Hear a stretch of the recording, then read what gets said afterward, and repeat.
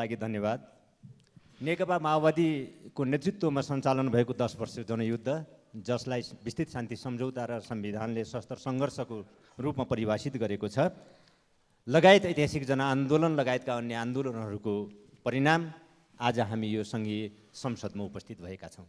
यो संसदमा तिनै आन्दोलनहरूको योगदानलाई अवमूल्यन गर्ने गरी, अपमानित गर्ने गरी बहस हुनु यो निकै दुःखद छ।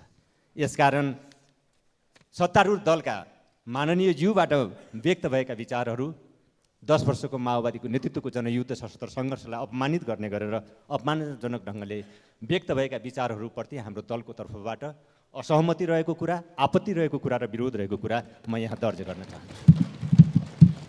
सामान्य सभामुख महोदय, एकजना इतिहासकारले भनेका छन्, इतिहास शिक्षक होइन वार्डन हो। इतिहासले आफैले कसैलाई सिकाउँदैन, सिक्न नचाहनेहरूलाई दण्डित गर्छ।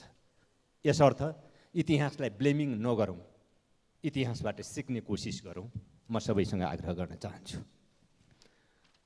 सभामुख महोदय, आफ्नो उद्देश्य, त्यसमा भएको जनसहभागिता र त्यसबाट प्राप्त भएको परिणामको दृष्टिले हेर्दा नेपालको इतिहासमा नेपाल एकीकरण पछिको सबैभन्दा सशक्त, सबैभन्दा प्रभावकारी र एउटा महत्त्वपूर्ण परिघटनाको रूपमा नेकपा माओवादीको नेतृत्वमा सञ्चालित जनयुद्ध रहन गएको छ।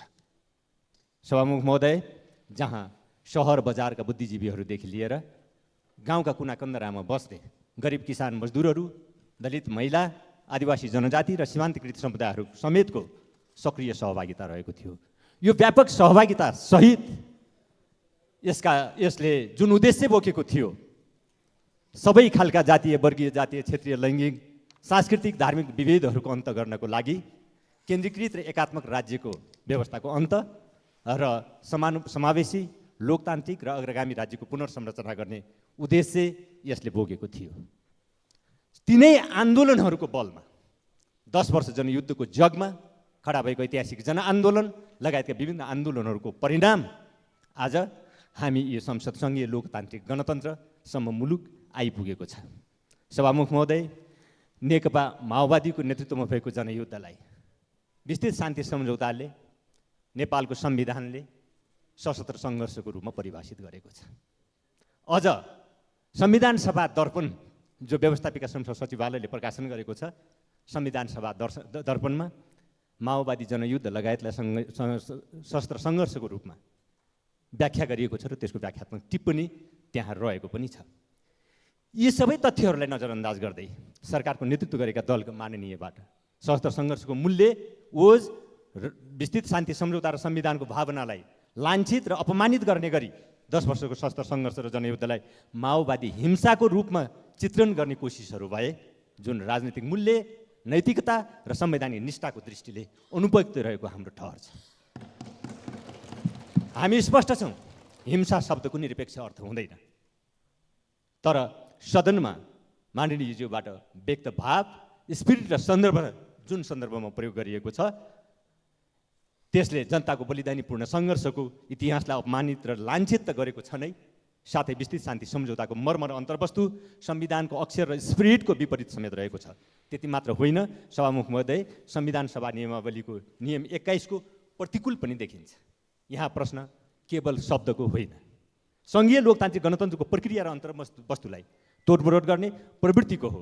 सत्तारूढ दलबाट शान्ति प्रक्रिया र संविधानको भावना विपरीतका यस प्रकारका अभिव्यक्तिहरू आउने, कहिले समानुपातिक र समावेशी मूल्य समाप्त गर्ने गरी संविधान संशोधनका प्रसङ्गहरू बाहिर सार्वजनिक हुने, कहिले संवैधानिक अङ्गमा सङ्ख्याको जोड घटावको लागि हुने गतिविधिहरूले सङ्घीय लोकतान्त्रिक गणतन्त्रको रक्षा र विकासको लागि शोभनीय देखिँदैन। यसलाई परम्परागत लोकतन्त्रमा फर्काउने प्रयासको रूपमा मानिसले बुझिरहेका छन्। यो किमार्थ स्वीकार्य हुन सक्दैन। जनतालाई थप अधिकार सम्पन्न हुने गरी बनाउन हुने संविधान संशोधनमा हाम्रो सदैव साथ रहन्छ भन्ने कुरा हाम्रो दलले स्पष्ट गर्दै आएको छ।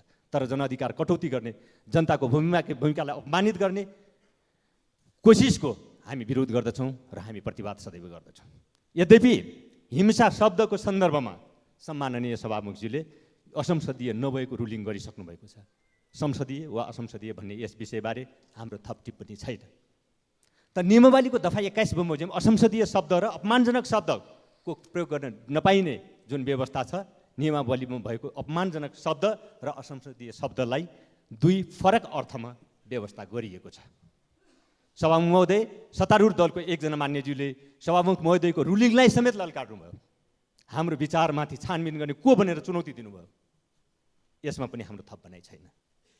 सभामुखज्यू सदनको नेता भएको कारण निर्विवाद र निष्पक्ष भूमिकाको मात्र हामी अपेक्षा राख्दछौँ। मान्यज्यूहरूले प्रयोग गर्नुभएका हिंसा शब्दलाई असंसदीय शब्दको रूपमा नभएर जनताको त्याग र बलिदानलाई अपमानित गर्ने अपमानजनक शब्दको रूपमा हामीले लिएका छौँ। यसलाई केवल शब्दको रूपमा मात्र नभएर नेपाली जनक्रान्तिको समग्र प्रक्रिया र अन्तर्वस्तुलाई तोडमोड गर्ने प्रयासका रूपमा हामीले लिएका छौँ। यो भनाइ माननीयज्यूहरूको व्यक्तिगत विचार हो वा दलको विचार हो वा सरकारको बुझाइ हो, हाम्रो दलले स्पष्टताको माग गर्दछ र यसलाई सच्याउन समेत आग्रह गर्दछ। हुँदाहुँदै अब यो पनि सुनियो 10 वर्ष माओवादी हिंसा नभएको भए 2065 सालमै लोड सेडिङ मुक्त अन्त्य भइसकेको हुन्थ्यो अरे। मैले सुन्न गल्ती गरेँ कि भनेर दोहोऱ्याएर रेकर्ड सुने, कुरा त्यही रहेछ। हो, अरुण जलविद्युत आयोजना यथा समयमै बन्न पाएको भए लोड सेडिङ अन्त हुन सक्थ्यो। लोड सेडिङ मात्र होइन, आर्थिक सामाजिक रूपान्तरणको 1-2 पाइला अगाडि पनि बढिएको हुन्थ्यो होला। तर सभामुख महोदय, अरुण जलविद्युत आयोजना नबनेको जनयुद्धको कारणले हो र? किन दिनलाई रात बनाउने? नेपाली जनतालाई राम्रोसँग थाहा छ माओवादीको नेतृत्वमा जनयुद्ध सबैको सजिलोको लागि म सशस्त्र सङ्घर्ष पदावली पनि प्रयोग गरौँ, नभएको भए 65 सालभित्र लोड सेडिङको अन्त्य होइन, लोकतन्त्रका रोयल पयल मूल्यहरूको समेत अन्त्य हुने निश्चित थियो। यसबारे थप कुरा गरिरहनु पर्छ र निसङ्कोच भन्न सकिन्छ माओवादी जनयुद्धले उठाएका एजेन्डाहरू अर्थात् माओवादीको राजनीतिक इन्जिनियरिङ मार्फत नै मुलुक अहिलेको अवस्थामा आइपुगेको छ। तर माओवादीको मात्र भूमिका छ, अरूको छैन। मैले यो पनि भनिरहेको छैन। यो साँचो कुरा हो कि म सँगसँगै लोकतान्त्रिकरणको प्रक्रिया बढेका मुलुकको तुलनामा हाम्रो आर्थिक सामाजिक रूपान्तरणको प्रक्रिया पछाडि परेको छ। यसको समीक्षा पनि सँगसँगै जरुरी छ। तर प्रश्न उठ्छ कि यसको कारण माओवादी जनयुद्ध हो? माओवादी जनयुद्ध समस्या थियो वा समाधान? सभामुख महोदय, सदियौँदेखि कायम रहँदै आएको संरचनागत र शासकीय समस्याको समाधान हो माओवादी जनयुद्ध। तथ्य र घटनाक्रमले साबित गरिसक्यो 2007 सालमा घोषणा गरिएको विधानसभाको निर्वाचनको एजेन्डा बेवारिसे बन्न पुगेको कारण मुलुक लामो समय राजनीतिक अस्थिरताको शिकार हुन पुग्यो। 2007 सालपछि विधानसभाको एजेन्डा किन तुइयो? 2046 सालको जनआन्दोलनको क्रममा संयुक्त राष्ट्रिय जनआन्दोलनले उठाएको संविधान सभाको एजेन्डालाई किन मूल प्रभावीकरण हुन पाएन? 52 सालमा माओवादीले सरकार समक्ष पेश गरेको 40 बुधे मागमा संविधान सभाको एजेन्डा केन्द्रबिन्दुमा थियो, किन बेवास्ता भयो? 2058 साल 2059-60 सालमा तत्कालीन श्री 5 को सरकार र माओवादी बीच भएका 2वटा शान्ति वार्ताहरू संविधान सभाको एजेन्डामा नै कुरा नमिल्दा भङ्ग भएका होइनन् र? युगको आवाजलाई, आवश्यकतालाई सही ढङ्गले आत्मसात गर्न सकेको भए, युगको आवाजलाई र आवश्यकतालाई सही ढङ्गले यथासमयमा आत्मसात गर्न सकेको भए धेरै पहिले मुलुकले सङ्घीय लोकतान्त्रिक गणतन्त्र प्राप्त गरिसकेको हुन्थ्यो। निसन्देह त्यसो हुन सकेको भए लोड सेडिङ मात्र होइन, मुलुकले आर्थिक सामाजिक रूपान्तरणको क्षेत्रमा धेरै अगाडि बढिसकेको थियो। यहाँ जलविद्युत क्षेत्रमा भएका प्रगतिलाई न्यूनीकरण गर्ने र समस्यालाई विषयान्तर गर्ने कोसिस पनि भएको छ। निजी क्षेत्रलाई दिने नीति भएको कारणले मात्र जलविद्युत क्षेत्रमा विकास भएको हो। ठिकै छ, यदि यो मान्य हो भने निजी क्षेत्रलाई दिने नीति अन्य क्षेत्रहरूमा थिएन, अन्य क्षेत्रहरू किन फस्टाएनन्? नेतृत्वको भूमिका हुँदैन? यी र यस्तै प्रश्नहरूको जवाफ फेरि अब चाहिँ समाजले खोजिराखेको छ, मानिसले खोजिरहेका छन्। कुनै बेला एउटा कुशल नेतृत्वलाई अमुक आयोजनाबाट हटाइएको कुरा सही थियो भन्ने आग्रहलाई पुष्टि गर्नको लागि भए गरेका सकारात्मक कामहरूलाई न्यूनीकरण गर्ने र अवमूल्यन गर्ने गल्ती हामीले गर्नु हुँदैन। त्यसले राम्रो काम गर्नेहरूलाई उत्प्रेरणा दिँदैन। सरकार, राजनीतिक दलहरूले असल काम गर्नेहरूलाई उत्प्रेरित गर्ने वातावरण, उत्प्रेरित हुने वातावरण तयार गर्नुपर्दछ। हामीले यो विषयलाई कसैको पनि युगको विषय बनाउनु हुँदैन, बरु हाम्रो आफ्नै तर्फबाट भए गरेका गल्ती कमी कमजोरीहरूलाई आत्मसमीक्षा गर्नु, त्यसलाई करेक्सन गर्नु उपयुक्त हुन्छ होला भन्ने मलाई लाग्दछ। अब जहाँसम्म संविधान सभा, गणतन्त्र, सङ्घीयता, समावेशिताको महत्त्वलाई समयमा बोध गर्न नसक्नु आजको मुलुकको समस्याको मूल कारण थियो। जसले मुलुकको आर्थिक सामाजिक रूपान्तरणको प्रक्रिया सुस्त बन्न पुग्यो।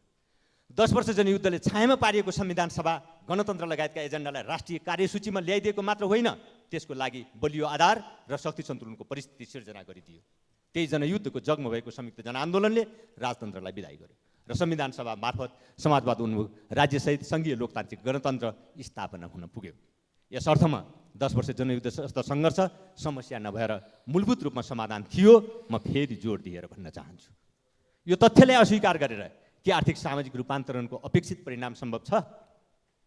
यसले शान्ति प्रक्रियाको बाँकी काम पुरा गर्ने कुरामा कस्तो प्रभाव पार्ला, यसतर्फ हामीले ध्यान दिएका छौँ। इतिहासबाट सिक्ने कि फेरि इतिहासलाई ब्लेमिङ नै गर्ने।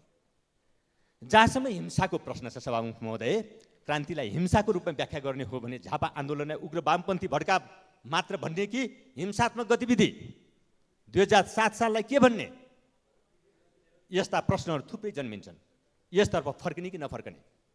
हरेक क्रान्तिभित्र केही सीमा प्रकट पनि हुने गर्दछन्, तर त्यसको मूल्याङ्कन आंशिक रूपमा प्रकट हुने सीमाको आधारमा होइन, त्यो आन्दोलनको मूल प्रवृत्तिको आधारमा गर्नु नै राजनीतिक मूल्य र संस्कार हुन गर्दछ।